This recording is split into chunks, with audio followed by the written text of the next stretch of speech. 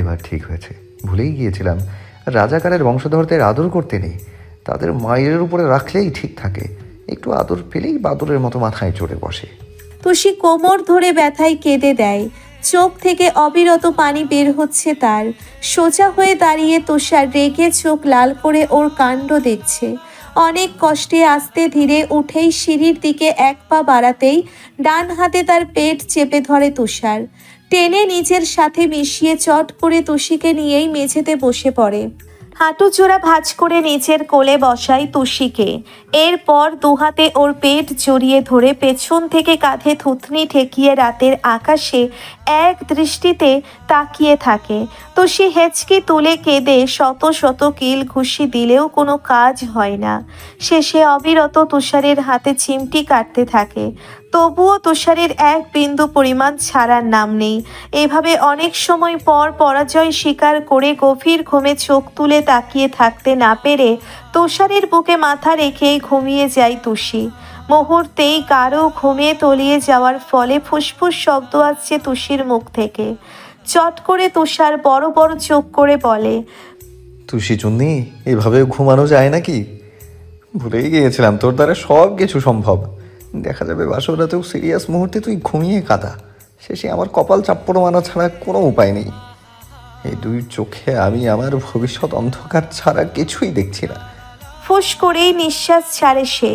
আস্তে করে পেট থেকে হাত সরিয়ে মেঝেতে শুয়ে পড়ে এরপর তুষিকেও নিজের উপর শুইয়ে চোখ বন্ধ করে। তুষারের শক্ত দেহ বিধায় হঠাৎ হঠাৎ তুষি নড়ে চড়ে উঠে ঘুমের মাঝে। তুষির গরম নিঃশ্বাস তুষারের বুকে পড়তেই সে শুকনো ঢোক গিলে চট করে উঠে পড়ে। এমন লাগছে কেন? কি আছে এই নিঃশ্বাসে? মস্তিষ্ক এলোমেলো করে দিচ্ছে।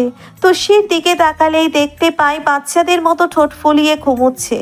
এভাবে চললে এক ফোঁটাও নিজের মধ্যে থাকবে না তুষার। সব কিছু তালগোল পাকিয়ে ফেললে তখন কি হবে? না, আর একটা মুহূর্ত এই মেয়ের সাথে থাকা যাবে না। এই যে জাদু করে খুব কাছে টানে। ধীরে ধীরে উঠে আবার তুষিকে কোলে তুলে সিঁড়ির দিকে যায়। রুমে এসে আরামে শুয়ে কোলবালিশ দুপায়ের মাঝে দিয়ে বলে, কি রোমান্টিক মুডে এসেছিলাম তোর সাথে চন্দ্রবিলাস করতে, আর তুই কি করলি? চন্দ্রবিলাস তো দূর, ঘুম বিলাস করলি। ঘুমা বেয়াদব। এরপর হন হন করে নিজের রুমে চলে যায় তুষার। লাইট অফ করে কিছুক্ষণ আগের কথা ভেবে ভেবেই চোখ বন্ধ করে নেয়।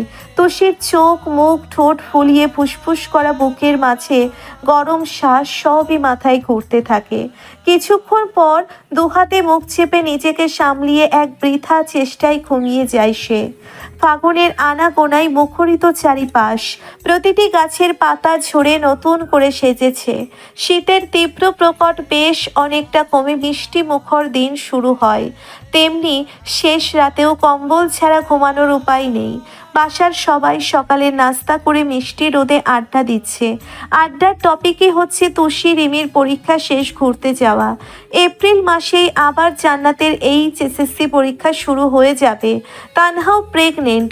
সব কিছু বিবেচনা করে সবাই একসাথে গোল মিটিং বসেছে। তাদের আলোচনার মধ্যে তুষার নীরব দর্শক হয়ে এক মনে ফোন স্ক্রল করে চুপচাপ তাদের কথাই তাল মেলাচ্ছে। তার মতে এসবে তর্ক করার কোনো মানেই হয় না। সবাই একটা ফাইনাল ডিসিশন নিলে সেও হ্যাঁ বলে দেবে। যেখানে খুশি যাক। জীবনে ফ্রেন্ডদের সাথে অনেক ট্যুর দিয়েছে, এখন না হয় বোনদের পছন্দ অনুযায়ী এক জায়গায় ঘোরা যাক। আলাপের মাঝে এক পর্যায়ে তুষি ঠোঁট ফুলিয়ে হাত কচলে বলল, ওহ আহির ভাই, চলো না সাজেক যাই। অবশ্য যাওয়া যায়, আমার সমস্যা নেই কোনো। কথা শেষ হতে না হতেই তুষির মাথায় তানহা ঠাস করে এক থাপ্পড় দিয়ে বলে, তোর কোন শ্বশুর এত দূর যাওয়ার জন্য পারমিশন দিয়ে বসে আছে? আর আমাকে দেখছিস না এই সময় জার্নি করতে যেতে পারবো? ওর গোবর মার্কা কথায় কান দিও না, মাথায় গোবর ছাড়া কি বা আছে। তানহার কথায় রিমি হেসে কথা বলতেই এবার আর চুপ থাকতে পারল না তুষার। হু হু করে উচ্চস্বরে হেসে ওঠে সুধায়। সাব্বাস রিমি, ওর মাথায় অস্ট্রেলিয়ার বড় বড় গরুর গোবর। আজ যাওয়ার সময় ফুপিকে বলে যাব বেশি বেশি করে হরলিক্স খাওয়ানোর জন্য, যদি একটু বুদ্ধিশুদ্ধি হয়। বাজে কথা বন্ধ করো বন মানুষ। রামিম মুচকি হেসে তুষির মাথায় আদর করে বলে, সবাই চুপ, তুষি হচ্ছে আমার আদরের এক পিস শালি, ও যা বলবে তাই। কিন্তু তুষি সাজেক সকালে গেলে সবচাইতে বেস্ট হবে। জান্নাত চট করে জবাব দেয়। তাহলে আরও ভালো হয় ভাইয়া, তখন আমিও পরীক্ষা শেষে ফ্রি থাকবো। সবাই কি বলো, তখন একসাথে গেলে কি যে মজা হবে। তানহার কন্ডিশন ভেবে রামিম বুঝতে পারে না কি বলবে। তানহার দিকে তাকাতেই মিষ্টি হেসে সেও সম্মতি দেয়, সবার কথাই আশ্বাস দেয়। ডিসেম্বর অনেক সময়, তখন বাবু ছোট্ট থাকবে। ছোট্ট বাবুকে মায়ের কাছে রেখে না হয় যাওয়া যাবে, তবুও ওই সময় গেলে সবারই সুবিধা।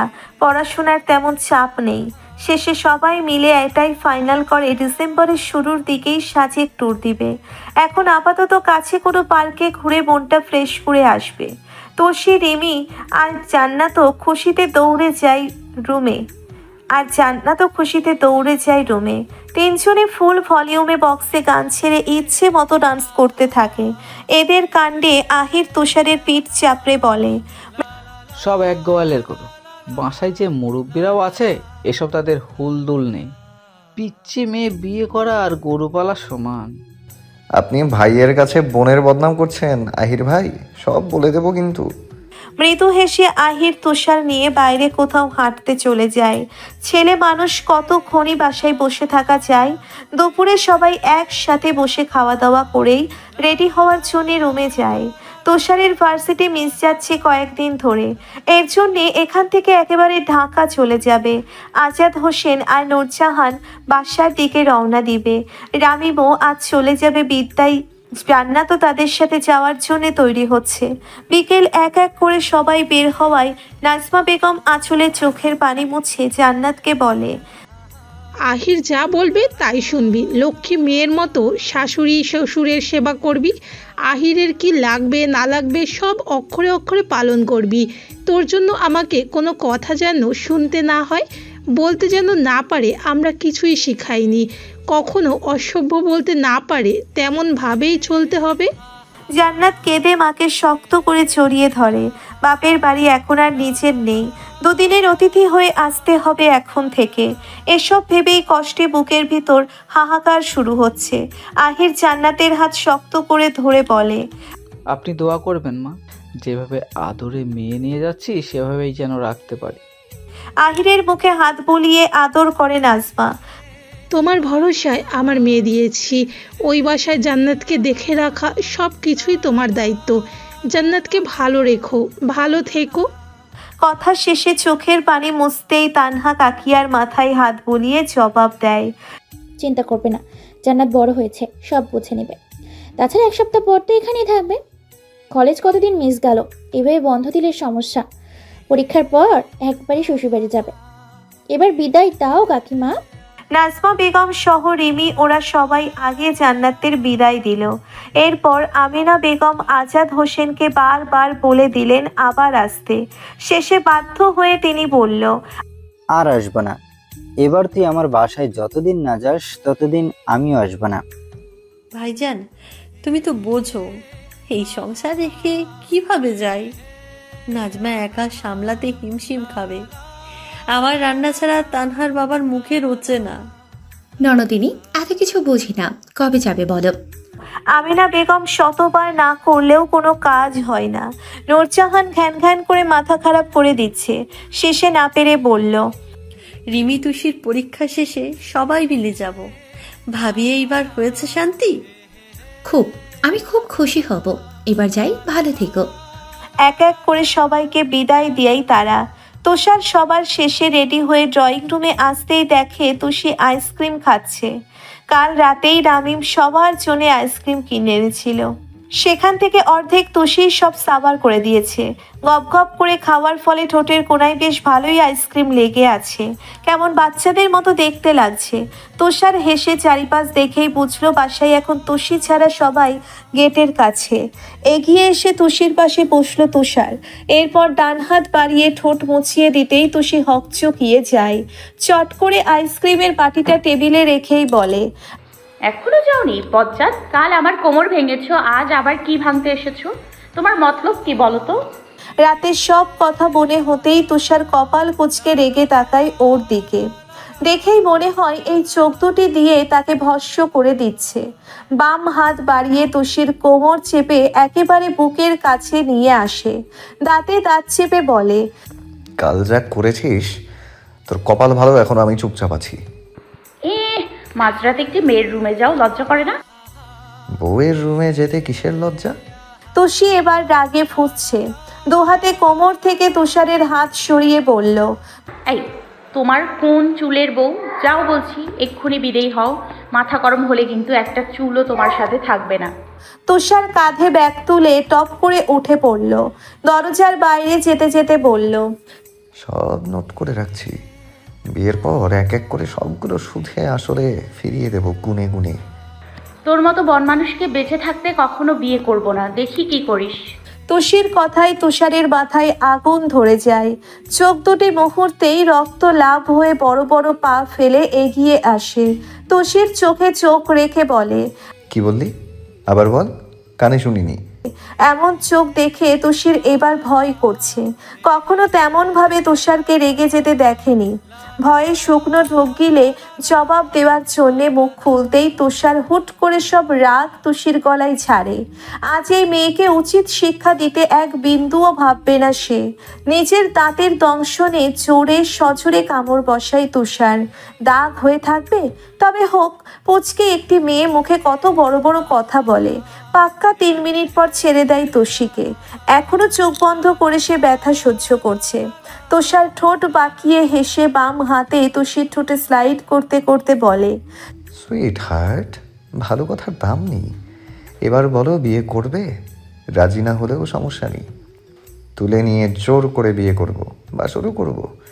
আমার কোনো শ্বশুরের সাহস নেই তুষারকে আটকাবে। এই গলায় দাগ হওয়া ভালো, সবাই বলবে, ইস এত আদর কে দিয়েছে তুষু। তুই তখন নির্ঘাত বড়সড় মিথ্যা বলবি। এবার গলায় দিলাম, নেক্সট টাইম বাজে কথা বললে এই নরম ঠোঁটে সব রাগ ঢালবো। তুষি এক ঝটকায় তুষারের হাত সরিয়ে দিয়ে দূরে দাঁড়ায়। দিন দিন তুষারের বেহায়াপনা বেড়ে যাওয়ায় কেঁদে দেয় তুষি। চোখের পানি মুছে রুমের দিকে যেতেই তুষার ডান হাতে আলতো করে নিজের সাথে পেঁচিয়ে ধরে গালে গাঢ় চুম্বন এঁকে বলে, রাগ করলে যেতে দিব না, আগে বল রেগে নেই তুই? তুষি রেগে ফুসফুস করে তুষারের হাত কামড়ে ধরে, তবুও তুষার নড়ছে না এক বিন্দুও। তুষি জোরে সরে কামড় দিয়ে বলে, তুই আমার সামনে থেকে যা, অসভ্য পুরুষ মানুষ। আগে বল রাগ করিসনি? ছাড় তুই, আস্ত বজ্জাত আসলেই তুই। তুষার এবার শক্ত করে চেপে ধরে আর এক গালে চুমু খায়। যতক্ষণ আমার সাথে ভদ্রভাবে কথা না বলবি আদর করতেই থাকবো, আমার কোনো সমস্যা নেই। তোকে ঠেলে দেবো বলে অফুরন্ত আদর মনের ভিতর নিয়ে ঘুরে বেড়াই। তুষি কোনো জবাব না দিয়ে ছুটার জন্যে ধস্তাধস্তি শুরু করে দিয়েছে। শেষে তুষারই ছেড়ে দিয়ে পুনরায় দুষ্টুমির ছলে বলে, বুঝতে পেরেছি, তুই তো ভয়ঙ্কর মহিলা। আদর খাওয়ার জন্য অভিনয় শুরু করে দিয়েছিস। আসলে তুইও মনে মনে চাস আমার মতো নাদান ছেলেকে ফুলিয়ে ভালিয়ে আদর খেতে। ছি তুষি, এই ছিল তোর মনে? বললেই পারতি তুষার ভাই আমার বড্ড প্রেম প্রেম পাচ্ছে। তুই কি যাবি? যাচ্ছি বাবা, যাচ্ছি। ভয়ঙ্কর মহিলাদের থেকে দূরে থাকাই ভালো। তুষার ওর দিকে এগিয়ে এসেই আবার টুস করে গালে চুমু খায়। তুষি রাগে মারতে গেলেই ভো দৌড়ে উচ্চস্বরে হেসে বেরিয়ে যায় তুষার। গেটের কাছে সবাইকে বিদায় জানিয়ে বাসে উঠে ঢাকার উদ্দেশ্যে রওনা দেয়। সিটে মাথা এলিয়ে মনে মনে হেসে চোখ বন্ধ করে রাখে। তুষি দরজা বন্ধ করে রুমে শুয়ে ইচ্ছে মতো বকে দেয় তুষারকে। লুচু কোথাকার, এভাবে কেউ কখনো যখন তখন স্পর্শ করে? সে কি জানে তার স্পর্শে আমার বুকের মাঝে রীতিমতো হাতুড়ি পেটায়? দম বন্ধকর অবস্থা হয়, মনে হয় এই মুখ কোথায় লুকায়। লজ্জায় চট করে উঠে আয়নার সামনে তীক্ষ্ণ চোখে গলার সেই লাভ বাইট খুঁটিয়ে খুঁটিয়ে দেখে। ফর্সা ত্বকে মুহূর্তেই লাল আকার ধারণ করেছে। তৎক্ষণাৎ মস্তিষ্ক গরম হয়ে যায়, কান দিয়ে ধোঁয়া বের হচ্ছে অনবরত। আবার সেই এক বস্তা মিথ্যে বলতে হবে সবাইকে। মনের মাঝে এক প্রকার লজ্জাও লাগে বেশ। কিছুক্ষণ আগের ঘটনা ভাবতেই গাল দুটি লজ্জায় লাল হয়ে ওঠে তার। দৌড়ে বিছানায় বালিশ দিয়ে মুখ ঢেকে শুয়ে পড়ে তুষি। মনে মনে 1000 বার আওড়ায়, অসভ্য অসভ্য অসভ্য তুষার ভাই, শয়তানের শয়তান। সবাই যাওয়ার পর 1 মাসেরও অনেক বেশি সময় পেরিয়ে গেছে। সকলে আর আগের মতো নেই, যার যার মতো ক্যারিয়ার করতে নয়তো সংসার সামলাতে ব্যস্ত ভীষণ। জান্নাতের বিয়েরও 1 মাসে চলছে। বিয়ের সপ্তাহ খানিক পরই শ্বশুর বাড়ি থেকে পড়াশোনার জন্য চলে এসেছে একেবারে। যদিও আহির এটা কোনো মতেই মেনে নিতে পারেনি। বউয়ের টানে কি সপ্তাহে 1-2 বার শ্বশুরবাড়ি আসা যায়? লোকে কি বলবে এই নিয়েও জান্নাতের সাথে কম তর্কাতর্কি হয়নি। যতবারই আহির বলে প্রতিদিন গাড়ি রিজার্ভ করে দেবো, তবু চলো আমাদের বাসায় চলে যাই। জান্নাতও রাগী চোখে আহিরের দিকে তাকিয়ে কটমট করে জবাব দিয়েছে প্রতিবার। আর একবার বললে মাথা ফাটিয়ে দেব, বেশি বুঝলে যাবই না কোনোদিন। আম্মু প্রতিদিন বলে তোমাকে নিয়ে যেতে, তার নাকি একা একা বাসায় ভালো লাগে না। আগে কি দোকলা থেকেছ? তবে এখন কেন একলা থাকতে পারবে না? আর তাছাড়া আমি মাকে বলেছি পরীক্ষার আগে একবার দেখা করে যাব। এত কিছু বলেও যখন আহির মানাতে পারে না, কষ্টে তার বুক ফেটে যায়। এ যেন বউ থেকেও না থাকার মতো অনুভূতি। কিভাবে বুঝবে জান্নাতকে? নতুন বউ ছাড়া একা থাকা কতটা ব্যথিত। 1000 বার পেছন পেছন ঘুরেও রাজি হয় না জান্নাত। ব্যাকুল মনটাকে যা তা বলে শেষ সান্ত্বনা দেয় আহির। আর মাত্র কিছুদিন তারপর কখনো বাপের বাড়ির নামও মুখে তুলতে দেবে না। পরাজিত হয়ে আহিরই বলে, থাকো এখন যত পারো, পরীক্ষার পর বাপের বাড়ির নাম তুললেই পা ভেঙে বাসায় রাখি। জান্নাত খিলখিল করে হেসে ওঠে।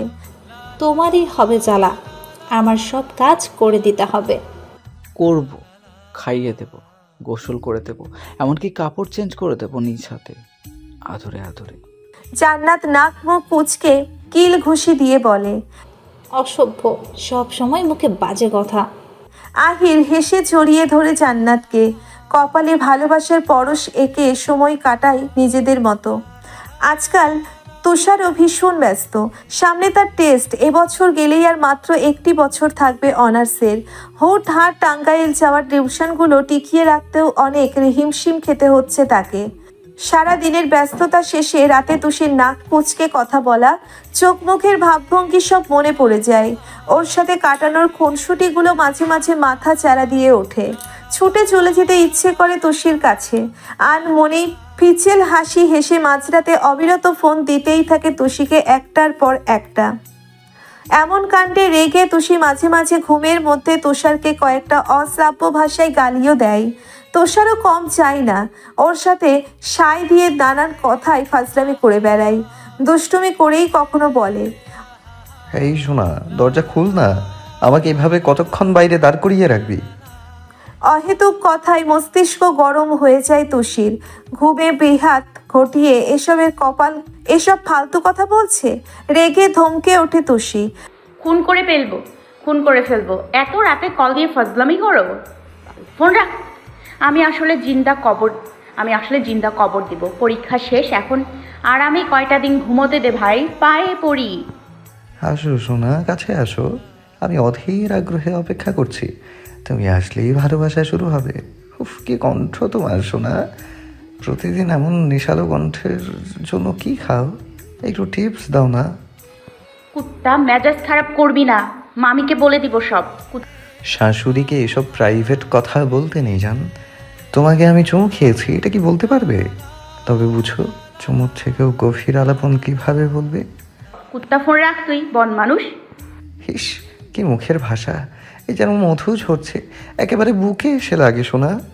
এভাবে আর কথা বলো না, হার্ট ফেল করে ICU এ ভর্তি হতে হবে শেষে। বিলিভ মি জান, এ যেন কথা নয়, আস্ত আফিম মেশানো কণ্ঠ। টুক করে খেয়ে ফেলতে ইচ্ছে হয়। বিষ খা তুই, কল কাটলাম আমি। মেজাজ গরম, চোখ লাল হয়ে যাবে তুষির। ফোনটা নিয়েই জোরে আছাড় মারে বিছানায়। তুষির পরীক্ষা শেষ হয়েছে আজ থেকে 25 দিন আগে। তার এখন ঘুমানোর সময়। তুষার তবে কেন ডিস্টার্ব করবে? তুষারের অবিরত ফাজলামিতে রীতিমতো রাগে ফসে তুষি। তানহা সেই যে শ্বশুরবাড়ি গেল আর আসার নাম নেই। সেখানেই স্বামী সংসার নিয়ে দিব্যি আছে। রামিম অনাগত সন্তানের আশায় অপেক্ষায় ক্রমাগত দিন গুনছি। সারাদিন অফিসে খেটে ক্লান্ত হয়ে যখন ফিরে আসে, ক্লান্ত হয়ে যখন রাতে বাসায় আসে, তানহার মুখে হাসি দেখেই সব ক্লান্তি নিমেষেই পালিয়ে যায়। খাওয়া দাওয়া শেষে ঘুমোতে তার বুকে। একটি মেয়ের কাছে এর থেকে সুখ আর কি হতে পারে? বুকের মাঝে চুপটি করে থাকতে দেখে রামিম খেপানোর উদ্দেশ্যে বলে, কি দেখে আমার মতো শ্যামবর্ণের ছেলের প্রেমে পড়েছিলে? আমার থেকে সুদর্শন বড়লোক দেখেও বিয়ে করে সুখী হতে পারতে তানহা। ভালোবাসা কি টাকা দেখে হয়? প্রতিদিন তোমার বুকে ঘুমিয়ে যে তৃপ্তি পাই, সেই অনুভূতি কি টাকা পাওয়া চায় রাহিম? তোমার প্রতিটা আদরের শোক লুকিয়ে থাকে। নিজেকে ভাগ্যবতীর মধ্যে একজন মনে হয়। অনেক ভালোবাসি রাহিম। এই পৃথিবীতে বেঁচেই বা থাকবো কতদিন? নিজের মানুষের সাথেই কটা দিন না হয় ভালোবেসেই কাটিয়ে দিই। এই জন্য আবার গায়ের রং কেন লাগবে? রামিম দুহাতে শক্ত করে জড়িয়ে ধরে তার মাথায় ঠোঁট ছুঁয়ে প্রশান্তির শ্বাস নেয়। এই মেয়েটির মাঝেই সব শান্তি, সব সুখ। রিমির সময়টাও দারুণভাবে কাটছে। জান্নাত আর তুষির সাথে হেসে খেলে বেশ সময় কাটাই এখন। এসব দেখে আমিনা বেগম, নাজমা বেগম, আতিকুর রহমান তৃপ্তর হাসি হাসে। মেয়েদের মিল দেখে মুহূর্তেই বুক ভরে ওঠে। মনে হয় এই বাঁধন সব সময় শক্তই থাকুক, কেউ মাঝখানে এসে ঠুনকো করতে যেন না পারে। দুই বোনের আজকাল ইউটিউব থেকে কেক বানানোর জন্যে সারাদিন ব্যস্ত থাকে, অথবা কখনো গভীর রাতে রিমির ফোনে হুট করেই অপরিচিত নম্বর থেকে মেসেজ আসে। ওহে কোমলমতি, তোমার কোমলের ন্যায় রূপ এ শহর তোমাকে বড্ড মিস করছে। একটু ছাদে এসে কি আপনার পায়ের ধুলো দিয়ে যাবেন এই হতভাগাকে? আপনাকে দেখার তৃষ্ণা মিটছে না কয়েকদিন। আজ না হয় ছাদে এসে সেই তৃষ্ণা এক পলকেই চুকিয়ে দিলেন। রিমি রেগে যায় মেসেজ দেখে। কল করতেই বোঝে ওই নম্বরটি বন্ধ। নাতে দাঁত চেপে রিপ্লাই করে, এই দামড়া বুড়ো, এইসব ফাইজলামি বাদ দিয়ে সামনে আসবেন, নয়তো কখনো মেসেজ দিবেন না। নেক্সট টাইম আবার টেক্সট দিলে খুন করে ফেলবো। না, আর জবাব আসে না এরপর। তবে অনেকদিন পর আবার টুম করে মেসেজ এসে নম্বর বন্ধ হয়ে যায়।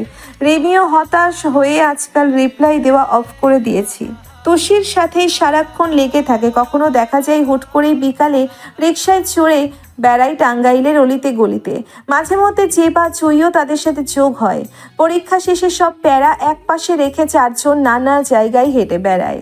পৌর উদ্যানে তাদের খিলখিল হাসিতে মুখরিত হয় চারিপাশ। সবাই এক দৃষ্টিতে তাকিয়ে ভাবে, বন্ধুত্ব কি এমনও হয়? এত সুন্দর বন্ধন কেন, যার কোনো রক্তের মিল নেই? তুষি সর্বক্ষণ হেসে গড়াগড়ি খায় জুঁইয়ের শরীরের উপর। রেগে জুঁইও ওর পিঠে কয়েক ঘা বসিয়ে দেয়। রিমি মিনিটে মিনিটে তাদের চুপচাপ থাকতে বললেই কি তারা মুখ করা বন্ধ রাখবে? এরই মধ্যে একদিন পার্কে বসে চারজন ফুচকা খাচ্ছিল বেঞ্চে বসে।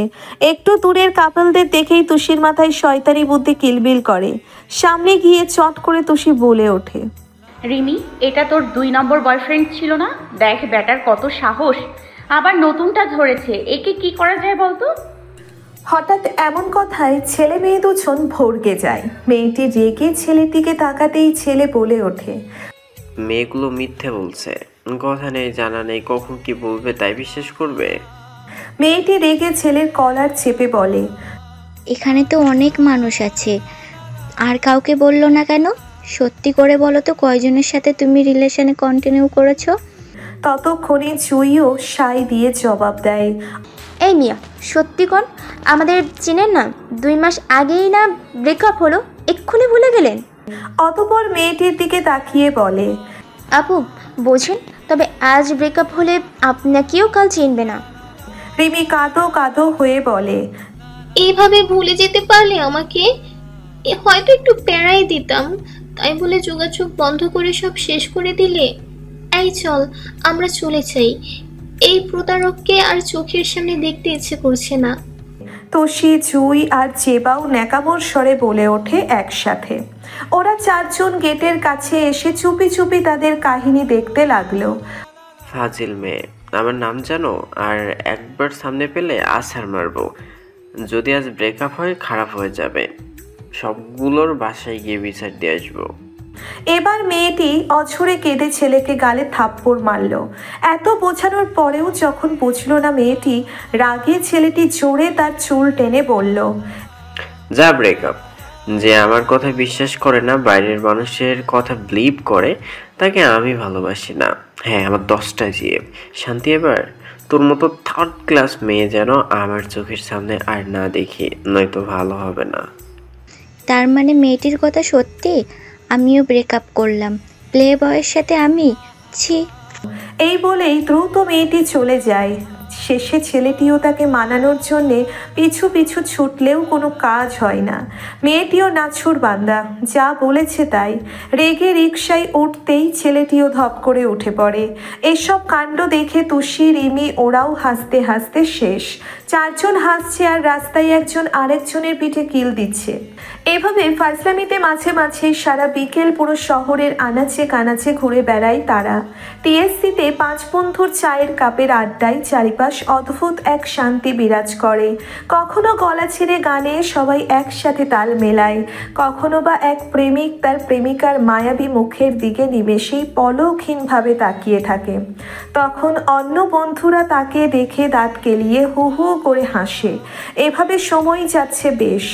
রাবশা আর মিরাজও প্রেম জমে ক্ষীর। প্রতি রাতেই 1000 বাক্য আদান প্রদান করে তারা। একজনের কষ্টে অন্যজন ব্যথিত হয়, কখনো বা ভবিষ্যতের কথা ভেবে নীরবতা পালন করে চুপ হয়ে থাকে। পরিবার সমাজকে মানাতে অনেক স্ট্রাগল করতে হবে মিরাজের। এসবেও আজকাল জাইসা আর তুষার, পঙ্কজ অবিরত মজা লোটে। ঠাট্টার ছলে পঙ্কজ কখনো বলে ওঠে, বন্ধু মহলে প্রেম করিস না ভাই, এই দিলের মধ্যখানে লাগে, খণ্ড বিখণ্ড হয়ে যায় হৃৎপিণ্ড। মিরাজের থেকে কিছু শিখতেও তো পারিস, ভবিষ্যতে কাজে দিতে পারে। কথাটি বলে তুষার মিরাজের কোলে ধপ করে শুতেই মিরাজ লাফিয়ে ওঠে, হাত দিয়ে কোল ছাড়তে ছাড়তে জবাব দেয়, ছি তুষার, জানিস না এই কোল শুধু রাফসার, অন্য কোনো প্রাণীর অধিকার নেই এই কোলে স্পর্শ করার, আর তুই ডিরেক্ট শুয়ে পড়লি। ভাই, আজকাল মুখ দিয়ে তোর এইসবও বের হয়? যা, আমি তোর বইয়ের কোলেই শুবো এখন। রাফসা, আয় আয়, তোর কোলে শুই। এই খবরদার ওর স্পর্শ করবি না, সে একান্তই মিরাজের। বন্ধুদের খাপছাড়া কথা ভাষ্যে রাফসা লজ্জায় জাইসার ওড়নায় ঢং করে মুখ লুকায়। তখন কোনোই দিয়ে জাইসা গুতা মেরে বলে, যা এখান থেকে, ঢং দেখলে আর বাঁচি না। এরপর সবার দিকে সে এক পলক তাকিয়ে পঙ্কজকে বলে, দোস্ত, ওদের সবার নিজের মানুষ আছে, শুধু তুই আর আমি বাদে। এত কাপলদের ভিড়ে আয়, আমরা এই দুনিয়া থেকে চলে যাই। যাইসা কাইসা তুই আমারে ফাঁসাইয়া লইয়া যাইবি বরিশাইলা? যাইতাম না তোর লগে। জাইসা মুখ ফুলিয়ে উঠে অন্যদিকে তাকিয়ে থাকে। তুষার, মিরাজ চোখ চাওয়াচাই করে উচ্চস্বরে বলে, তোরা দুইয়ে মিলে হয়ে যা এক, আমরা বন্ধু মিলে বিয়েতে দিব ডান্স। কি বলিস পঙ্কজ, জম্পেশ হবে না? যা, ওই শালি ভালোবাসার ভ বুঝলে তো, আমার বউ হবে ফকা সুন্দরী। জাইসাও তো আগুন সুন্দরী। না, হয়তো না, ওর থেকে আরো ফকা। তুষার রেগে লাথি মেরে ফেলে দেয় ঘাসের মাঝে পঙ্কজকে। অশ্রাব্য ভাষায় গালি দিয়ে উচ্চস্বরে বলে, তোর শেষে রানু মণ্ডল জুটবো কপালে, মিলাই নিস শালা। রাফসাও তাল মিলিয়ে লাজুক হেসে মিরাজের হাতে হাত রেখে কাঁধে মাথা দেয়। এসব ভালোবাসা দেখে তুষার, পঙ্কজ অসহায় হয়ে অবিরত কপাল চাপড়ে বসে থাকে। কষ্টে দুই বন্ধুর বুক ফেটে খরা হয়ে যায়। দুজনের ভাব দেখে মিরাজ রাফসাকে টেনে পাশে বসিয়ে কপালে চুমু খায়। এসব কাণ্ডে একে অপরের দিকে তাকিয়ে মিরাজ আর রাফসাকে মারতে যায় পঙ্কজ। জাইসাও মুখ ফুলিয়ে বসে থাকতে না পেরে ওদের সাথে সারা মাঠে দৌড়াদৌড়ি করে যখন এক একজন হাঁপিয়ে যায়, 5 জনেরই ফিক করে হেসে গড়াগড়ি খায় মাঠের সবুজ ঘাসে। এক পরন্ত বিকেল তুষিদের বাসায় নূরজাহানের আগমন ঘটে।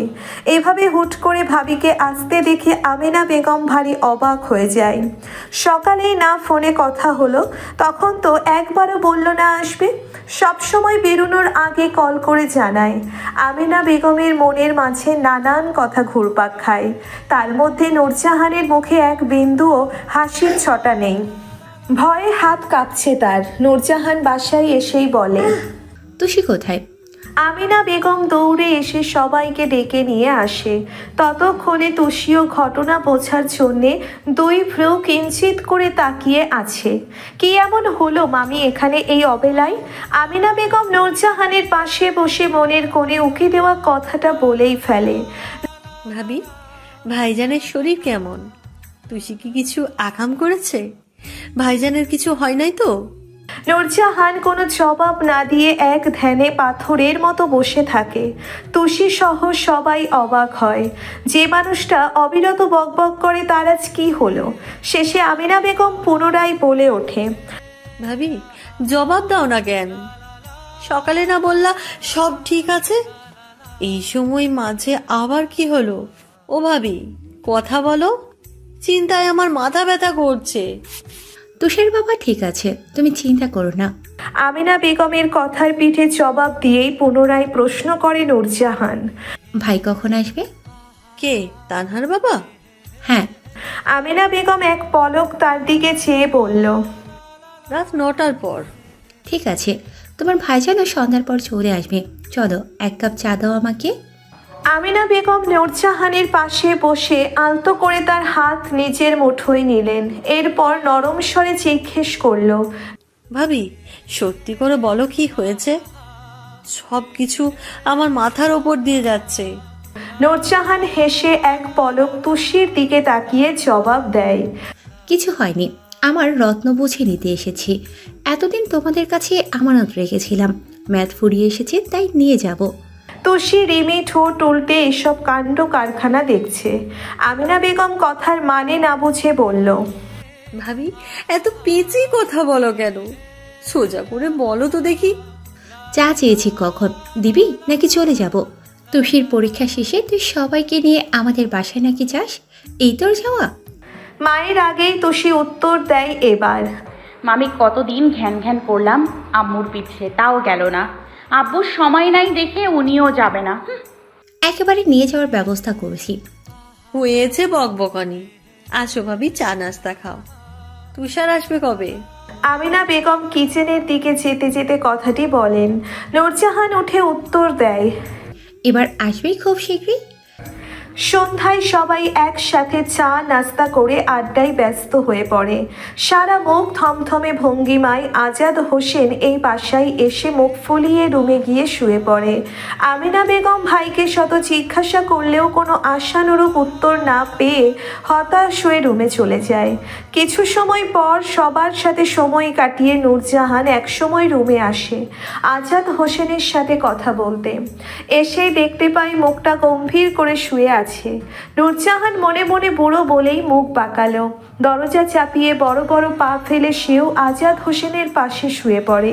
মাথায় হাত বুলিয়ে দিয়ে বলে, আসার পর থেকেই দেখছি শুয়ে আছো। ননদিনী কি ভাবছে বলো তো? রাগ করেছো? নূর, মাথা খারাপ করো না, একা থাকতে দাও। মুহূর্তেই ফুঁসে ওঠে নূরজাহান। রেগে দুই পা আজাদ হোসেনের পায়ের উপর তুলে দেয়। চোখ গরম করে তিরিক্ষি মেজাজে বলে, আমি মাথা খারাপ করি? অনেক আগে আমার কথা তো শুনলে, আজ এভাবে আসতে হতো না। কতবার বলেছি কথা বলো ভাইয়ের সাথে, বলনি। তাই এবার আমি নিজেই এসেছি। আমার মা আজ আছে কাল নেই, তারও তো ইচ্ছে করে নাত বউ নিয়ে ঠাট্টা করতে, সময় কাটাতে। আজাদ হোসেন চোখ মুখে একরাশ বিরক্তি নিয়ে নূরের পা সরিয়ে উঠে বসেন। চোখের চশমাটা ঠিক করে বলে, ধরে নাও আতিক ভাই না করলো, তখন কি করবে? প্ল্যান বি আমি ঠিক করে রেখেছি, শুনবে? বউয়ের ছেলে মানুষিতে ফুস করে নিঃশ্বাস ফেলে আজাদ হোসেন জবাব দেয়, বলো শুনি। মাথায় তো কুটনি বুদ্ধি ছাড়া আর কিছুই ঘোরে না। রেগে কটমট করে নূরজাহান তার দিকে তাকায়, গমগমে গলায় বলে, এই কুটনি তোমার মতো বুড়ো লোকের সাথে সংসার করে এটা ভুলে যাও কেন? একদিন বাপের বাড়ি চলে গেলে না খেয়ে মরতে হবে। তোমার এই সংসারের জন্য পড়াশোনা, শখ আহ্লাদ সবকিছু ত্যাগ করেছি আমি, এখন আমাকেই কথা শোনাচ্ছ? ঝগড়া হলে এসব বলা চলবেই নূরের। তাই বিছানা থেকে আলতো পায়ে নেমে হতাশার শ্বাস ফেলল আজাদ হোসেন। নূরের দিকে তাকাতেই দেখতে পায় মুখ ফুলিয়ে বসে আছে।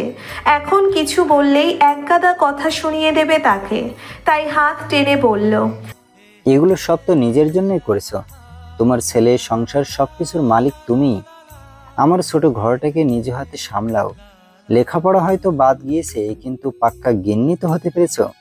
বিয়ের দিনই তোমার চঞ্চলতাকে ভালোবেসে ফেলেছিলাম আমি। রাতে তোমার চুলে মুখ না চুবালে ঘুম আসতো না। ছোট গোলগাল মুখের সেই মিষ্টি হাসি, সবে আগে যেমন ভালোবাসতাম এখন তেমনই বাসি নূর। পুরো তুমিটাই যে আমার, এগুলো কি এই বুড়োর সাথে সংসার করার জন্য যথেষ্ট নয়? 100 ডিগ্রি রাগ মুহূর্তেই টুপ করে নিভে গেল সব। নূরজাহান নরম হাতে মৃদু ধাক্কা দিয়ে বলে, বুড়ো বয়সে ভীমরতি হয়েছে, ঢঙের শেষ নেই। বিয়ের পর মনে নেই 1 মাস ট্রেনিং এর জন্য সিলেট গিয়েছিলাম বলে এই বুড়োর জন্য কেঁদে কেটে সাগর বানিয়ে দিয়েছিলেন।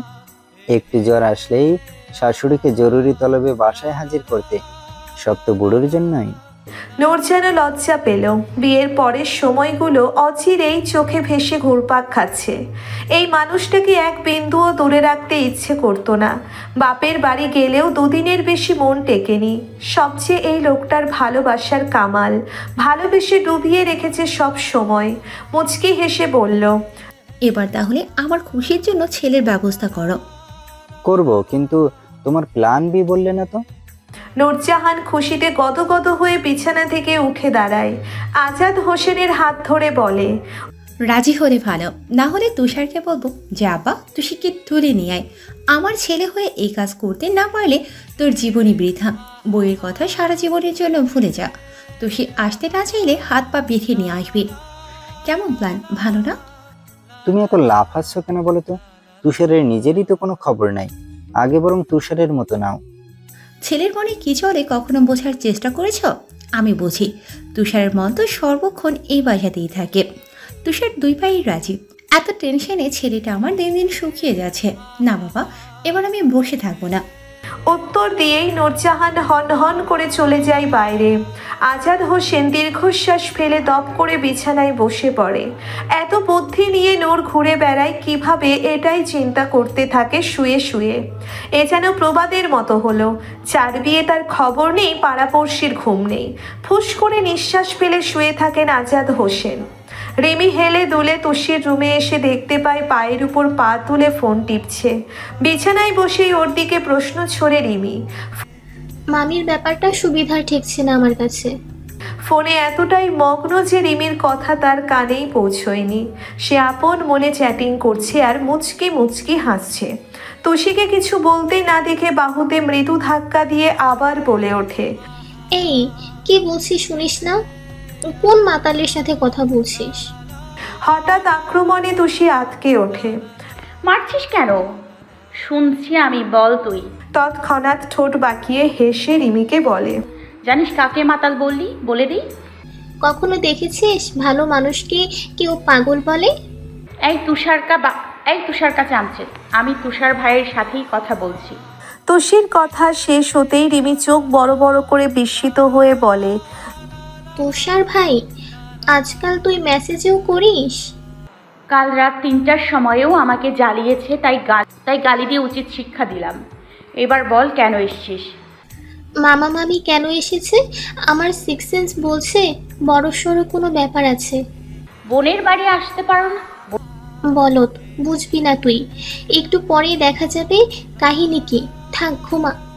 রুমে যাওয়ায় রিমি বিছানা থেকে উঠতেই তুষি বলে, এই শোন, জান্নাত আপু কোথায়? আপুকে বলিস তানহা আপু কল দিতে বলেছে। পেছন ঘুরে রিমি আচ্ছা বলেই বাইরে বেরিয়ে জান্নাতকে খবর দিতে গেল। আধা ঘন্টা বাদেই আমিনা বেগম সবাইকে খাওয়ার জন্য ডেকে রুমে চলে যায়। তখন আতিকুর রহমান মাত্রই অফিস থেকে এসে ফ্রেশ হয়ে বিছানায় আরাম করছে। দ্রুত পায়ে হেঁটে সামনে দাঁড়িয়ে বলেন, খেতে আসেন। ভাইজান আর ভাবি সেই কখন থেকে আপনার জন্য অপেক্ষা করছে। হ্যাঁ যাচ্ছি, খাবার রেডি করো। আমিনা বেগম ডাইনিং টেবিলে গিয়েই দেখতে পায় নাজমা একাই সব রেডি করে ফেলেছে। মৃদু হেসে তিনি বলে, তুই একা একা করতে গেলি কেন? তুমি তো সব সময় আগে আগে করে ফেলো, আমাকে কখনো কাজ করতে দাও। সবাই বলে যা নাকি হিংসুটে হয়, মিলে থাকতে পারে না। অথচ তোমাকে দেখো, আমাকে সব সময় নিজের বোনের মতোই শাসন করেছো, ভালোবেসে নিজে হাতে সব শিখিয়ে নিয়েছো। আমিনা বেগম তাকে জড়িয়ে ধরে অথর বাঁকিয়ে হেসে ওঠে। পরক্ষণেই মেকি রাগ দেখিয়ে বলে, তুই আমাকে যা ভাবতে পারিস, কিন্তু প্রথম দিন থেকেই ছোট বোনই ভেবেছি। ছোটবেলায় বড্ড ইচ্ছে ছিল আমার বোন থাকবে, কিন্তু হলো না। এই বাসায় আসার পর যখন আলতাফ বিয়ে করলো, তখন থেকেই তুই আমার বোন। নাজমা বেগমের খুশিতে কান্না চলে আসে। বিয়ের সময় মনের মাঝে কত কথা উকি দিত, চা ভালো হবে তো, মিলে থাকবে নাকি ঝগড়া করবে। এখনকার সময়ে চায়ের জন্যেই আলাদা হয়ে যায় শত শত যৌথ পরিবার, সবসময় তাকে প্রতিদ্বন্দ্বী ভাবে। অথচ আমেনা বেগম সেই প্রথম থেকেই খুশি মনে সব করেছে। কখনো দেরিতে সকালে না উঠলে মুখ কালো করেনি, বরং নিজেই আগে আগে সব রান্না বাসার কাজ সেরে বসে থেকেছে। মাছের মাথাও 4 মেয়েকে সমানভাবে ভাগ করে দেন। এসব দেখে নাজমাও নিজের মেয়ের মতোই খুশি তানহাকে দেখে। বাপের বাড়ি বছরে একবার গেলেও এই মানুষটার জন্যেই নাজমার মন ভীষণ পড়ে। সবাই রাতের খাবার খেয়ে যখন ঘুমানোর জন্য প্রস্তুতি নিল, আমেনা বেগমও সব গুছিয়ে মাত্রই রুমে এসে বসেছে। তখনই নূরজাহান এবং আজাদ হোসেনের আগমন ঘটে। রুমে এসেই ভুবন ভোলানো এক হাসি হাসে নূর। আতিকুর রহমান প্রতিদিন খাওয়ার পর হাঁটাহাঁটি করে, তাদের দেখে পা থেমে গেল। আজাদের দিকে দৃষ্টি নিক্ষেপ করে বলল, বাইরে দাঁড়িয়ে কেন, আসো ভেতরে। আজাদ, কি জরুরি তলবে বিকেলে আমাকে কল করেছিলে?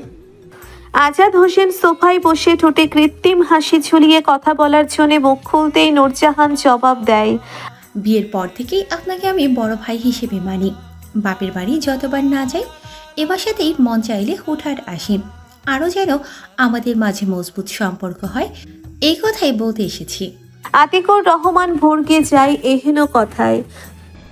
এসব কি বলছো? পরিস্থিতি সামাল দিতে আজাদ হোসেন খুব দৃঢ়তার সঙ্গে বলে ওঠে, আতিক ভাই, আমি বুঝিয়ে বলি। ধরুন আপনার কাছে খুব দামি একটা রত্ন আছে, কোনো একদিন তো অন্য কাউকে দিয়ে দিতে হবে। এখন সেই রত্ন কেউ যদি নিতে আসে, আপনি কি করবেন? শর্ত কিন্তু একদিন আগে বা পরে দিতেই হবে। দিতেই হবে? হ্যাঁ ভাই। আতিকুর রহমান খুব মনোযোগে কথাটি ভেবেই ফট করে জবাব দেয়, তাহলে দিয়ে দেব, যেহেতু রাখা যাবে না। নূরজাহানের খুশিতে তার চোখ দুটো চিকচিক করে ওঠে। আজাদ হোসেনের দিকে তাকিয়ে বোঝায়, একদম ফাটিয়ে দিয়েছো। এতক্ষণ চুপ থেকে আমেনা বেগম বলেন, আজ তোমরা দুজন কি শুরু করেছো? আজাদ হোসেন এবার এগিয়ে এসে আতিকুর রহমানের হাত ধরে মৃদুস্বরে শুধায়, ভাই, তোমার সেই রত্নই এবার আমাকে দিয়ে দাও। তুষিকে আমার বাদর ছেলেটার গলায় ঝুলিয়ে একটু স্বস্তি পেতে দাও। ছেলেটা বেকার হতে পারে, কিন্তু ছোটবেলা থেকে দেখছো।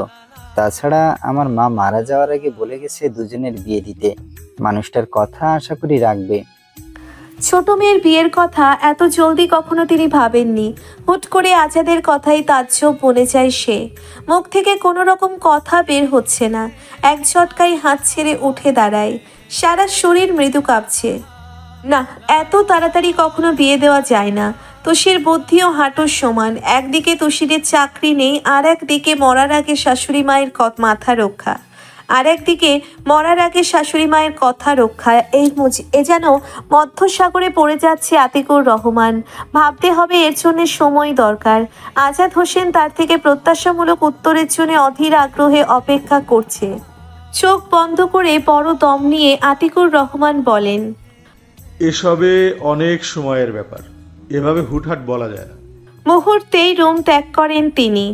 আমেনা বেগম ভাইয়ের করুণ মুখের দিকে তাকিয়ে থাকতে পারল না। আতিকুরের কথায় নূরজাহানের মুখটাও ছোট হয়ে গেছে। কত আশা নিয়ে এসেছিল, মাটি করলো সব। মুখ কালো করে কাউকে না বলে থম ধরে বসে রইল নূরজাহান। আজাদ হোসেনের মুখেরও যেন ভাষা হারিয়ে ফেলেছে।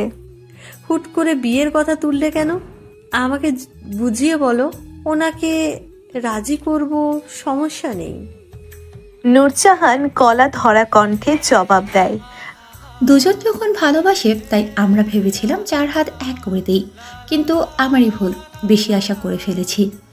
ভাবি, চিন্তা করো না, উনি সময় নিচ্ছে ভেবে দেখার জন্য। এখন যাও, ঘুমাও, দেখছি আমি। আজাদ হোসেন দীর্ঘশ্বাস ফেলে বেরিয়ে যায়। কে জানে কি সিদ্ধান্ত নিবেন তিনি। নূরজাহান মন খারাপ করায় আশ্বাস দেয় আমেনা। ভাবি মায়ের কথা মনে নেই ভাবছো? অবশ্যই আছে। যদি উনি রাজি নাও হয়, আমি নিজে দাঁড়িয়ে বিয়ে পড়াবো। মরা মায়ের কথা কিভাবে ফেলেন আমিও দেখে নেব। ছেলেমেয়ে দুটো বড় হয়েছে, তাই ভাবছিলাম ভুলবশত কিছু না হোক তার আগে বিয়ে পড়িয়ে রাখি। তো সে এ বাসায় থাকলেও সমস্যা নেই আমার, শুধু বিয়ে পড়ানো ব্যবস্থা করো ননদিনী। আমিনা বেগম ভরসা দিলেন যেভাবেই হোক রাজি করিয়ে ছাড়বে। শেষে নূরজাহানও হতাশ হয়ে রুমে চলে যায়। বাসার সবাই তখন গভীর ঘুম। সেই সময় আতিকুর রহমান রুমে আসেন। লাইট অফ করে শুয়ে পড়তেই আমিনা বেগম পাশ ফিরে আদরের স্বরে বলে, কিছু ভেবেছেন? এখনো ঘুমাওনি? না, ঘুমাই কি করে? আমার মায়ের কথা রক্ষা না হলে ভালো হবে না। এতদিন চুপ ছিলাম, আপনি রাজি হলে কি হয় বলুন তো? একটি কারণ বলেন। আতিকুর রহমান গম্ভীর স্বরে জবাব দেয়, কারণ নেই কোনো। তবে আমার ভাই ভাবির মতো শ্বশুর শাশুড়ি কোথাও পাবেন আপনি? নিজের মানুষের কাছে মেয়ে দিতে কে না চায়? সামনে থাকবে, যখন তখন চলে আসবে। আর আমার তুষার কি খুব খারাপ? আপনার মেয়েই বরং ওর যোগ্য না। সারাদিন উড়নচণ্ডী হয়ে ঘুরে বেড়ায়। না আছে পড়াশোনা, না আছে ব্রেন, অথচ তুষার সব দিকেই সেরা। ওরাও ছোটবেলার থেকে জেনে এসেছে বড় হলে দুজনের বিয়ে হবে। পরে অন্য কোথাও বিয়ে দিলে ওরা মানবে, পুরো পরিবার তাই জানে। তবে এখন মুখে কুলু পেটে রাখা মানে কি, এটাই তো বুঝতে পারছি না। চুপ করো আমেনা, কে বলেছে আমি রাজি না? মুহূর্তেই আমিনা মাছের দূরত্ব ঘুচিয়ে গলা জড়িয়ে ধরে বলে, সত্যি রাজি আপনি? হ্যাঁ, কোনো সন্দেহ নেই। বিরাট সন্দেহ। তখন ভাইজানকে কিছু বললেন না কেন? মেয়ে আমার ছোট, সংসারের সব বুঝে না। কখনো চিন্তা করিনি এই সময় বিয়ে দেব। হুট করে এমন কথায় আমি অপ্রস্তুত হয়ে গিয়েছিলাম। সমস্যা নেই তো, বিয়ে পড়িয়ে জান্নাতের মতো ওখানে থাকবে। বিয়ের পর দূরত্ব হওয়া ভালো নয় আমেনা। জান্নাত 1 মাস পরেই চলে যাবে। তুষিকে যদি বিয়ে দিতেই হয় তবে অনুষ্ঠান করে একবারে পাঠিয়ে দেব, কিন্তু আমার শর্ত আছে। আমিনা বেগম আতকে ওঠে। আবার কিসের শর্ত? আপনি সহজ হতে পারেন না? আতিকুর রহমান চোখ লাল করে গম্ভীর স্বরে বলে, তুষার যদি নিজের সাথে তুষিকে ঢাকা নিয়ে কলেজে পড়াই তবেই আমি রাজি। তুষার যদি নিজের সাথে তুষিকে ঢাকা নিয়ে কলেজে পড়াই তবেই আমি রাজি। কোনোভাবেই আলাদা রাখা যাবে না। যেখানে যাবে তুষিও যাবে। ভাগাভাগি করে দুজন মিলেমিশে থাকবে। তুষার ভর্তা ভাত খেয়ে থাকতে পারলে তুষিকেও মানিয়ে নিতে হবে, তবেই না সংসার হবে। তার চিন্তা ভাবনা দেখে আমিনা বেগম প্রশান্তির শ্বাস নিয়ে জড়িয়ে ধরে আতিকুর রহমানকে। মেয়ের বিদায় যেন চোখে ভেসে আসছে তার। ডুকরে কেঁদে ওঠে তখনই।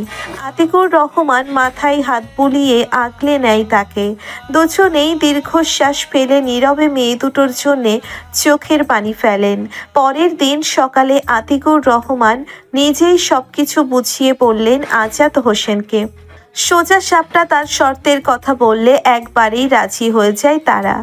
ওরাও চায় দুজনের মাঝে এক কিঞ্চিত পরিমাণ দূরত্বও যেন না হয়। দূরত্ব যেমন ভালোবাসা বাড়ায় তেমনি বিচ্ছেদ বিবাদও ঘটায়। পাক্কা 2 ঘন্টা নিজেদের মধ্যে পরামর্শ করে 4 জন তৃপ্তির নিঃশ্বাস ছাড়ল। তুষি সহ কাউকেই এসবের কিছু জানানো হলো না। তারা বড়রাই বিয়ের ডেট ফাইনাল করলো তুষারের টেস্ট পরীক্ষার পর। আপাতত এই কয়দিনে তুষারের রুমটা নূরজাহান নিজ হাতে সাজাবেন। মেয়ের বাবা মায়েরও একটা প্রস্তুতি আছে। টেস্ট পরীক্ষা শেষ হতে হতে আরও 1 মাস চলে যাবে। তখন তুষিরও বন্ধ, তুষারেরও প্যারা নেই। রিমি জান্নাতও ফ্রি। সবকিছু বিবেচনা করে আলোচনা শেষ দিলেন আতিকুর রহমান।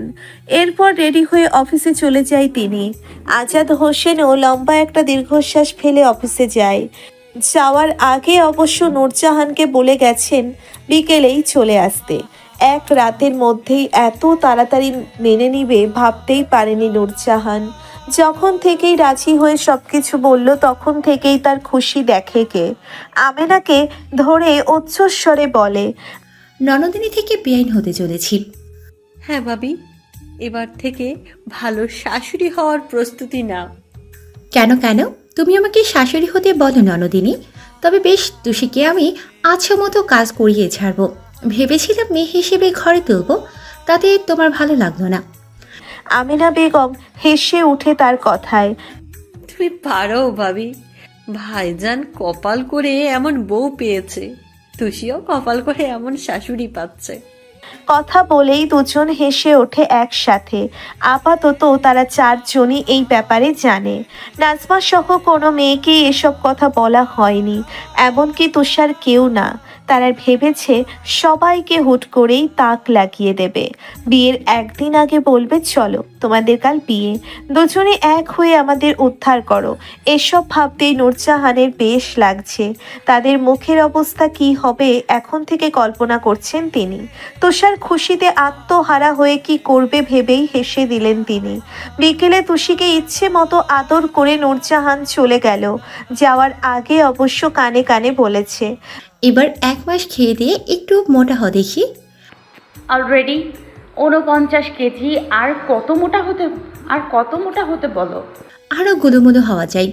তুষিকে ধরে কপালে চুমু দিয়েই সিএনজি উঠে বিদায় জানায়। সন্ধ্যার পর জান্নাত, রিমি আর তুষি আড্ডা দিচ্ছিল। তখনই আহিরের কল আসায় একটু সাইডে যায় সে। অসময়ে ফোন আসায় কপাল কুঁচকে ফোন কানে নিতেই ওপাশ থেকে বলে, গেটের কাছে আসো, দাঁড়িয়ে আছি। মানে কালকের আগের দিনই না গেলে আম্মা কি ভাববে বলো তো? যা ভাবার ভাবুক, আমারও ভালো লাগে না বউ ছাড়া ঘুমাতে। বিছানা থেকে শুরু করে পুরো রুম তোমার শূন্যতা খা খা করে। জান্নাত ব্যালকনি থেকে উকি দিয়ে দেখতে পায় আসলেই ঘেমে জবজব শরীর নিয়ে দাঁড়িয়ে আছে আহির।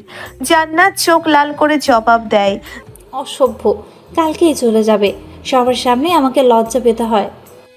চলে যাবো মানে? সব কাপড় নিয়ে এসেছি। ভাবছি তুমি রিমির বিয়ে হয়ে গেলে তোমার বাবা মাকে দেখার জন্য তো আমাকেই থাকতে হবে, তাই একবারে চলে এসেছি জান। তাদের চিন্তায় কাজেও মন বসে না আমার। জান্নাত মুহূর্তেই কল কেটে হনহন করে বেরিয়ে গেট খুলে দেয়। আহিরের সামনে দাঁড়িয়ে বলে, কালকে সকালেও তো আসতে পারতে। আহির আস্তে ধীরে জান্নাতের খুব কাছে চলে আসে। কপাল থেকে চুল সরিয়ে কানে গুজে দিতে দিতে বলে, সকালে এসে কি রাতে তোমাকে আদর করতে পারতাম? জান্নাত এক ঝটকায় হাত ছাড়িয়ে টেনে নিয়ে আসে ভেতরে। চুপচাপ রুমে নিয়ে দরজা বন্ধ করেই বলে, ফ্রেশ হয়ে খেতে আসো। সারাদিন কি খেয়েছো না খেয়েছো? 2 দিন না খেয়ে আছি। এবার যত পারো এই অভয়কে আদর খেতে দাও। তোমার আদরে দেহ মন দুটোই শান্ত করে দাও জান। জান্নাতের খুব নিকটে এসে বাম হাতে কোমর চেপে ধরে আহির। চুলে নাক ডুবিয়ে নেশাতুর কণ্ঠে বলে, একটা গরম চুমু দিয়ে এই হৃদয় ঠান্ডা করে দাও। আহিরের কথায় শিউরে ওঠে জান্নাত। তার বুকের পাটায় মৃদু ধাক্কা দিয়ে ঢোক গিলে জবাব দেয়, ফ্রেশ হও আগে, আমি খাবার বাড়ছি। কথাটি বলেই দরজার কাছে যেতেই আহিরের শক্ত 2 হাতে নিচের সাথে মিশিয়ে নেয়। 2 হাত কানের পিছনে দিয়ে তৃষ্ণার্ত অধৈর্যরা জান্নাতের উষ্ণ অধর ডুবিয়ে দেয়। সারা শরীরে তার বেহায়া হাতের স্পর্শ সর্বত্র কাঁপিয়ে তোলে জান্নাতকে। অতঃপর না পেরে আহিরের ঠোঁট জোরে কামড়ে ধরতেই ছেড়ে দেয় তাকে। আহির বাম হাতে নিচের ঠোঁট মুছতেই জান্নাত লজ্জায় হেসে দৌড়ে চলে যায় বাইরে। এদিকে আহির গজগজ করতে করতে বলে, আদর করার সময় যে দাঁত ডিস্টার্ব করে সেই দাঁত আমি ভেঙে দেব। বউ আমার চৈত্রের খাড়ায় একটু কি বৃষ্টিও আসতে দেবা না? রাতের খাবার টেবিলে সবাই মনোযোগে খাচ্ছিল। তখনই আতিকুর রহমান প্রশ্ন করে আহিরকে, অফিস কেমন চলে? আকস্মিক কথায় একটু বিব্রত বোধ করে আহির। প্লেটে হাত নাড়াচাড়া করে উত্তর দেয়, আলহামদুলিল্লাহ, ভালোই চলছে বড় আব্বু। কেউ আর কথা বাড়ায় না। চটপট খেয়েই যার যার মতো শোয়ার প্রস্তুতি নেয়। রুবি এসে রিমিও ইয়ারফোন কানে গুঁজে গান শুনছিল। তখনই কল আসে ওর ফোনে। অপরিচিত নম্বর বিদ্যায় ভ্রু কিঞ্চিত করে কানে নেয় রিমি। আসসালামু আলাইকুম, কে বলছেন? ওপাশে পিন পিন নীরবতা। কিছুক্ষণ যাওয়ার পরও কোনো রেসপন্স না আসায় আবার বলে ওঠে সে, হ্যালো, কথা বলছেন না কেন? তবুও কোনো জবাব আসে না। কয়েকবার এভাবে হ্যালো হ্যালো করার পরও যখন উত্তর এলো না, রিমি তখন ফট করে কল কেটে দেয়। লাইট অফ করে শুয়ে পড়তেই টেক্সট আসে, কাজল কালো চোখের মেয়েকে হুট করে আজকাল মাঝরাতে বড্ড মনে পড়ে। তাকে সামনে বসিয়ে চোখ দিয়ে ছুঁয়ে দিতে ইচ্ছে করে। কোনো এক বৃষ্টি ভেজা রাতে বেলকনির মেঝেতে বসে তার সাথে বৃষ্টি দেখতে ইচ্ছে করে। সে থাকবে আমার কোলে বসে, পেছন থেকে আষ্টে পৃষ্ঠে জড়িয়ে ধরে তার কাঁধে ঠোঁট ছুঁয়ে রাখবো।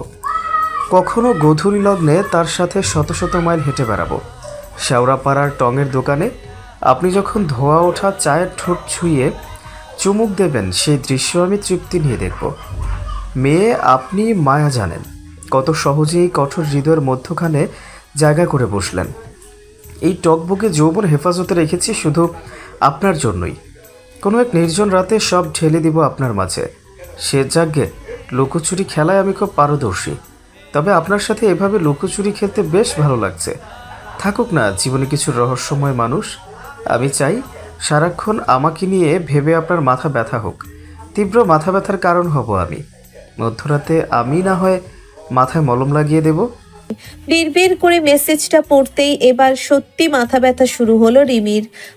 এটার যন্ত্রণা অচেনা মানুষটিকে জানার ইচ্ছে তীব্র থেকে তীব্রভাবে সমগ্র দেহে ছড়িয়ে পড়ল।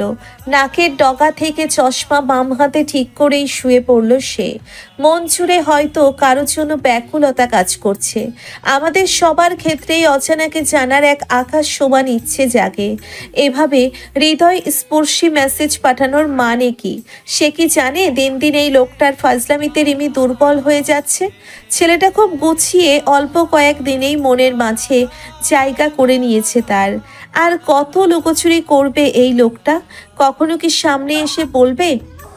এই মেয়ে আমার মতো সুদর্শন ছেলেকে কিভাবে বুড়ো বলেন? চোখে চশমা না পরে হুটহাট কাজল পরলেও তো পারেন। এই কোমল হাতে লাল রঙের চুড়িও মানাবে বেশ। দোপায়ে নিচ হাতে আলতা পরাবো আপনায়, কল্পনার অপ্সরার মতো সাজাবো। আমার মনের গহীনে বন্দি করে রাখবো সর্বক্ষণ। মাঝরাতে ঘুম ভাঙায় তুষারের মনটা আজও বেহায়া হচ্ছে তুষির জন্য। এভাবে দূরে থাকা যায় না। বালিশের পাশ থেকে ফোন হাতে নিয়েই কল করলো। আজ দুষ্টুমি করার ইচ্ছে নেই তার। একবারে কল দেওয়ার পর যদি ধরে তবেই কথা বলবে একটুখানি, নয়তো হতাশ হয়েই ঘুমিয়ে পড়বে। কয়েকবার রিং হওয়ার পরই রিসিভ হতেই ঘুমু ঘুমু স্বরে কথা ভেসে এলো, তুষার ভাই, তোমার পা দুটো কুরিয়ারে পাঠিয়ে দেবে প্লিজ? এহেন কথায় ভরকালো তুষার। কান পেতে ভালো করে নম্বর দেখে জবাব দেয় তুষার, দিন দুপুরে মাথার সব তার কি ছিঁড়ে গেল? কি আবল তাবল বকছিস? আমি ঠিক আছি, তাড়াতাড়ি 2 পা পাঠানোর ব্যবস্থা করো। দেহের সব অঙ্গ রেখে পা কেন? কারণ তোমার পা দুটো ধরে মাফ চাইবো। কি এমন পাপ করেছিলাম তোমার মতো ভাই পেলাম? বিশ্বাস করো, মাটিতে গড়াগড়ি খেয়ে কাঁদতে ইচ্ছে করছে। মধ্যরাতেই তুষার ফিক করে হেসে দেয়। বালিশে পিঠ ঠেকিয়ে বলে, এত ঘুমিয়ে কি করবি? পরক্ষণেই মাথায় দুষ্টু বুদ্ধি আসতেই বলে, এখন ঘুমিয়ে পুষিয়ে নিচ্ছ বুঝতে পেরেছি। বিয়ের পর প্রতি রাতেই জেগে জেগে আদর দিবে, তাই দুষ্ট মেয়ে। আমার লজ্জা করে না বুঝি?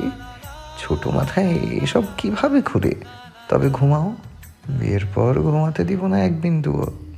চট করেই তুষির ঘুম পুরোপুরি ছুটে যায়। হুড়মুড় করে শোয়া থেকে উঠেই বলে, ছি, বাজে কথা বলো কেন? ফোন রাখো, জঙ্গলি ভূত। রাখছি। তোমার ওই উষ্ণ ঠোঁটে 100 চুমু। এবার ঘুমাও। মুহূর্তেই ফোন কেটে দেয় তুষার। এসব খাপছাড়া কাণ্ডে তুষি শুকনো ঢোক গিলে চোখ কচলাতে থাকে। এগুলো কি স্বপ্ন নাকি বাস্তব? তুষার ভাইয়ের মুখে ভালো কিছু আশা করাই মস্ত বড় ভুল। ফুস করে শ্বাস নিয়ে বড় বড় দম নেয় তুষি। ঘুম যেন আপনা আপনি দূরে কোথাও পালিয়ে গেছে। এরপর গায়ের কাঁথা জড়িয়ে মিথ্যা ঘুমানোর জন্য চোখ বন্ধ করে রাখে তুষি। মনের মধ্যে আজকাল ভয়ঙ্কর এক অসুখ অনুভব করে সে। এই অসুখ তুষার নামক বন মানুষের দুষ্টু মিষ্টি ভালোবাসা। চৈত্র মাস পেরিয়ে বৈশাখের বিদায়ের সময়ও ঘনিয়ে এসেছে। চারিপাশে খা খা রোদে টিকা ভীষণ মুশকিল। রোদের তীব্রতায় বাইরে বেরুলেই গলা শুকিয়ে কাঠ, সারা শরীর ঘেমে নিয়ে একাকার। আজ মে মাসের 8 তারিখ। তুষারের পরীক্ষা শেষ বিধায় বাসায় ফেরার তারা। সকাল থেকেই ব্যাগপত্র গুছিয়ে রেডি হয়ে মিরাজ আর পঙ্কজের জন্য অপেক্ষা করছে। ওরাও নিজ নিজ বাসায় চলে যাবে। পরীক্ষা শেষে ভার্সিটি প্রায় 20 দিনের ছুটি। এই ছুটির সময় না হয় পরিবারের সাথেই কাটিয়ে দেওয়া যাক। রুমে বসে এক মনে ভাবছে তুষার ছোটবেলায় নানুর বাসায় গিয়ে সব কাজিন মহল আম কাঁঠালের সময় এক হই হুল্লোড়ের মাঝে দিন পেরুতো। কে কোনটা খাবে তা নিয়েই ঝগড়া হতো বেশ। সবাই বিকেলের যখন মাঠে বসে আড্ডা দিত, ওরাও ক্রিকেট নয়তো ঘুড়ি উড়িয়ে আনাচে কানাচে ঘুরে বেড়াতো। শীতের আমেজে বার্ষিক পরীক্ষা শেষে সবাই একত্রে নানার কোলে শুয়ে রূপকথার গল্প শুনত। আহা, কি মিষ্টি সময় না ছিল। একবার তুষার গাছের সাথে দোল খাওয়ার সময় ধপ করে নিচে পড়ায় হাঁটুর উপর খানিকটা ছিলে লাল হয়ে গিয়েছিল। আজও সেই দাগ দৃশ্যমান। মারিহা নাকের পানি চোখের পানি এক করে পায়ে মলম লাগাতেই ধমকে উঠেছিল তুষার।